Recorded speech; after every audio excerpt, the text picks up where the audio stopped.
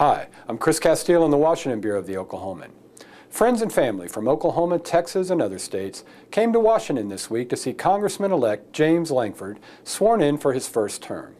The Oklahoma City Republican, whose upstart campaign was one of the most fascinating political stories in the state last year, will be officially sworn in along with his 434 colleagues on Wednesday.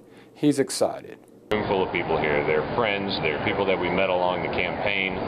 There are a lot of family members that are here, folks from all over the district that are here. It's a real honor to see them come all the way to D.C. to be a part of this swearing-in ceremony time, and honor to have them on the journey we've been through the campaign, and honor to have their support as we now step in and make the hard votes to make some real changes. Only Lankford's wife and 2 daughters will be able to get into the crowded House chamber to see the official swearing-in.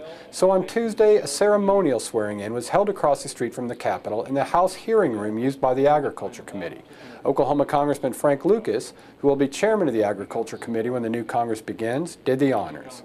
Lucas first came to Congress in 1994 and is the longest serving of the 5 Oklahoma House members. First and foremost, I wanted to stay a while.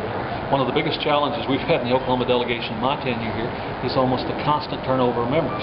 When you got a good person, James falls in that category. Come stay for a while. Now that said, he's joining a group of 435 members. It's critically important that when he builds those relationships, not just with his 5 fellow Oklahomans, but members across the entire country, that they come to understand the real James Lankford, the kind of gentleman that he is, the kind of sincere fellow he is. Those relationships will carry him for years to come in this body. And as always in any legislative body, keep your word, listen to the folks back home, take care of business, and go home when we're not in session. After the swearing-in, Lankford gave an emotional speech thanking the people who came to D.C. this week, particularly those who worked for a year for no money to get him elected to the 5th District.